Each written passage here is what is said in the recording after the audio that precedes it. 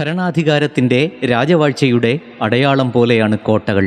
ആ കാലത്ത് ആധുനിക സാങ്കേതിക വിദ്യകളൊന്നും ഇല്ലാതിരുന്നിട്ടും മനുഷ്യൻ്റെ കായിക ബലം കൊണ്ട് മാത്രം പടുത്തുയർത്തിയ കോട്ടകൾ. അതൊക്കെ എത്ര വിസ്മയങ്ങളാണ്! കേരളത്തിലെന്നല്ല, ഭാരതത്തിൽ തന്നെ ആദ്യം കോട്ട കെട്ടിയത് പോർച്ചുഗീസുകാരാണ്. കോട്ട കെട്ടുവാൻ അവർ തിരഞ്ഞെടുത്തതോ നമ്മുടെ കൊച്ചിയും. കേരളത്തിൻ്റെ വിഭവ സമ്പത്തുകൾ വിദേശികളെ ഏറെ ആകർഷിച്ചു. 1498 പോർച്ചുഗീസ് കപ്പിത്താനായിരുന്ന വാസ്കോഡഗാമ കോഴിക്കോട് കപ്പലിറങ്ങി. വ്യാപാര രംഗത്തേക്ക് കടന്നു വന്ന വിദേശികളെ ആദരപൂർവ്വമാണ് സാമൂതിരി സ്വീകരിച്ചത്. കമ്പോളത്തിലിറങ്ങി കുരുമുളക് വ്യാപാരത്തിൽ ഏർപ്പെട്ടുകൊള്ളുവാൻ സാമൂതിരി പോർച്ചുഗീസുകാർക്ക് അനുമതി നൽകുകയുണ്ടായി. പക്ഷേ വ്യാപാര രംഗത്തുനിന്ന് അറബികളെ മാറ്റി കുരുമുളക് വ്യാപാരത്തിൻ്റെ കുത്തക തങ്ങളെ ഏൽപ്പിക്കണമെന്ന് പോർച്ചുഗീസുകാർ സാമൂതിരിയോട് ആവശ്യപ്പെട്ടു. എന്നാൽ പോർച്ചുഗീസുകാരുടെ ഈ ആവശ്യം സാമൂതിരി അംഗീകരിച്ചില്ല.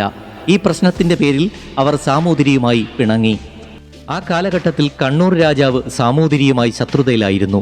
അവസരം മുതലെടുത്ത് കണ്ണൂർ രാജാവ് വാസ്കോഡഗാമയെ ക്ഷണിച്ച് ആവശ്യത്തിനുള്ള കുരുമുളക് നൽകുകയും ചെയ്തു. കേരളത്തിൻ്റെ ഏതാണ്ട് മധ്യഭാഗമാണല്ലോ കൊച്ചി. മികച്ച തുറമുഖമായി കൊച്ചി അന്ന് വളർന്നുകൊണ്ടിരിക്കുകയായിരുന്നു.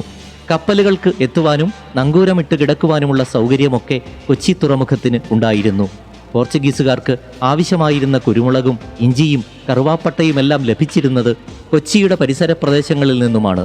തങ്ങളുടെ ആധിപത്യം ഉറപ്പിക്കുവാൻ പിന്നെ മറ്റൊരു പ്രദേശം അവർ അന്വേഷിച്ചില്ല. കൊച്ചിയെ തന്നെ അവർ തിരഞ്ഞെടുത്തു. അവിടെ സുരക്ഷിതമായ ഒരു കോട്ട ഉണ്ടായിരിക്കേണ്ടത് അത്യാവശ്യമാണെന്ന് പോർച്ചുഗീസുകാർ മനസ്സിലാക്കുന്നു.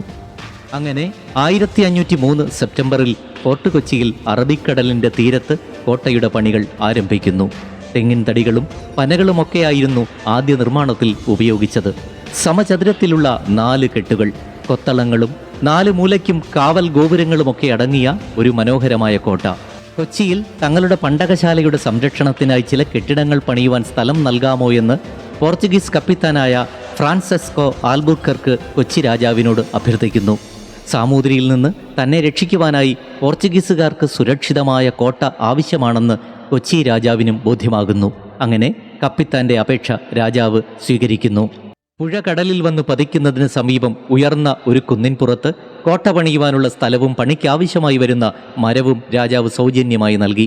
1503 സെപ്റ്റംബർ മാസത്തിൽ കോട്ടയുടെ പണികൾ ആരംഭിച്ചു.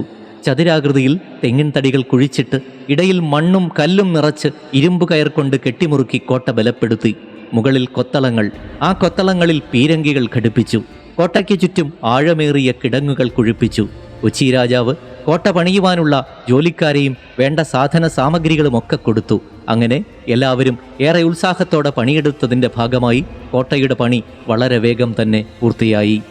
ഈ കോട്ടയാണ് യൂറോപ്യർ ഭാരതത്തിൽ ഒന്നാമതായി പണിതീർത്ത കോട്ട. പോർച്ചുഗൽ രാജാവിൻ്റെ ബഹുമാനാർത്ഥം ഈ കോട്ടയ്ക്ക് മാനുവൽ ഫോർട്ട് എന്ന് പേരിടുകയും ചെയ്തു. കോട്ടയിൽ വലിയൊരു ആയുധശേഖരം ഉണ്ടായിരുന്നതിനു പുറമേ വലിയൊരു ഗ്രന്ഥശാലയും ഉണ്ടായിരുന്നു. പിന്നീട് പല ഘട്ടങ്ങളിലായി മാനുവൽ കോട്ടയുടെ ബലം വർദ്ധിപ്പിക്കുകയും വിസ്തൃതി വർദ്ധിപ്പിക്കുകയും ചെയ്തിട്ടുണ്ട്. ആയുധശേഖരത്തോടൊപ്പം തന്നെ വലിയൊരു ഗ്രന്ഥശാലയും അവിടെ ഉണ്ടായിരുന്നതിനാൽ അതൊരു കൗതുകം തന്നെയായിരുന്നു. 1663 കൊച്ചിയിൽ വെച്ച് നടന്ന യുദ്ധത്തിൽ ഡച്ചുകാരോട് പിടിച്ചു നിൽക്കുവാൻ പോർച്ചുഗീസുകാർക്ക് കഴിഞ്ഞില്ല. വിവിധ ഭാഗങ്ങളിൽ നിന്നുള്ള ആക്രമണങ്ങൾ കാരണം കോട്ടയുടെ അകത്തുള്ളവർക്ക് പുറത്തേക്കോ പുറത്തുള്ളവർക്ക് അകത്തേക്കോ കടക്കുവാൻ കഴിഞ്ഞില്ല. അതിനുള്ള ഒരു മാർഗവും ഉണ്ടായിരുന്നില്ല. കടലിൽ ശക്തമായ ഉപരോധം തീർത്തിരുന്നതുകൊണ്ട് മറ്റു സഹായവും ലഭിച്ചില്ല. എങ്കിലും പോർച്ചുഗീസുകാർ വീറോടെ തന്നെ പൊരുതി. കോട്ടയ്ക്കകത്തെ വെടിക്കോപ്പുകളും ആഹാര സാധനങ്ങളുമൊക്കെ വേഗത്തിൽ തീർന്നു തുടങ്ങി.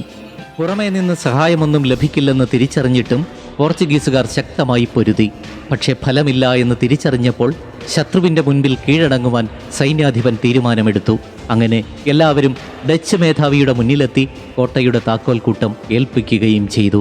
കോട്ട പിടിച്ചടക്കിയെങ്കിലും അവർ മറ്റൊരു പ്രവൃത്തി ചെയ്തത് ഏറെ വേദനാജനകമായ ഒന്നായിരുന്നു. കോട്ടയ്ക്കകത്തുണ്ടായിരുന്ന ആ വലിയ ഗ്രന്ഥാലയം നശിപ്പിച്ച് തീ കൊളുത്തുകയും ചെയ്തു. യൂറോപ്പിൽ നിന്നും കൊണ്ടുവന്ന ധാരാളം അമൂല്യ ഗ്രന്ഥങ്ങൾക്ക് പുറമെ ഹീബ്രു, അറബി, പേർഷ്യൻ, ഇന്ത്യൻ, ചൈനീസ് തുടങ്ങി അനവധി ഭാഷകളിലുള്ള അത്യപൂർവമായ ഒട്ടേറെ കയ്യെഴുത്തു ഗ്രന്ഥങ്ങളും ഉണ്ടായിരുന്നു. എല്ലാ അമൂല്യ ഗ്രന്ഥങ്ങളും കത്തിച്ചു ചാമ്പലാക്കി ഡച്ചുകാർ. ഇത്രയും വലിയൊരു കോട്ട സംരക്ഷിക്കുവാൻ പ്രയാസമാണെന്ന് മനസ്സിലാക്കിയ ഡച്ച് ഭരണാധികാരികൾ കോട്ടയുടെ വലിപ്പം കുറച്ച് ജീർണിച്ച ഭാഗങ്ങൾ മാത്രം പുതുക്കിപ്പണിയുകയും ചെയ്തു. 1795 വരെ ഡച്ചുകാരുടെ കേരളത്തിലെ പ്രധാന ആസ്ഥാനം കൊച്ചിയിലെ ഈ കോട്ടയായിരുന്നു. ബ്രിട്ടീഷുകാർ ഡച്ചുകാരെ പരാജയപ്പെടുത്തി 1795 ഒക്ടോബറിൽ കോട്ട പിടിച്ചെടുത്തു. ബ്രിട്ടീഷുകാരുടെ ഭരണസിരാകേന്ദ്രം കൊച്ചിയായിരുന്നില്ല. അതിനാൽ ഈ കോട്ട സംരക്ഷിക്കേണ്ട ആവശ്യം അവർക്കുണ്ടായിരുന്നില്ല. വെടിമരുന്ന് വെച്ച് ഈ കോട്ട അവർ തകർത്തു. പിന്നെ അത് പുതുക്കി പണിതുമില്ല. അങ്ങനെ യൂറോപ്യർ ഭാരതത്തിൽ കെട്ടിയുയർത്തിയ ആദ്യത്തെ കോട്ടയുടെ സ്ഥാനം ചരിത്രത്താളുകളിൽ മാത്രം അവശേഷിച്ചു.